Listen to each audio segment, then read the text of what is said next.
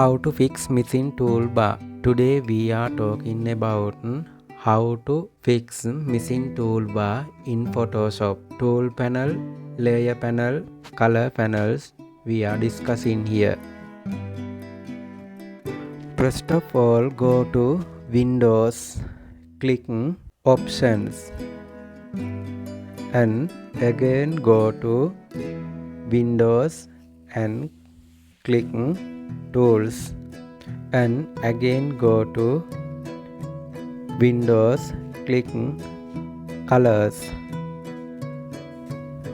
After clicking here, you can see all toolbars here.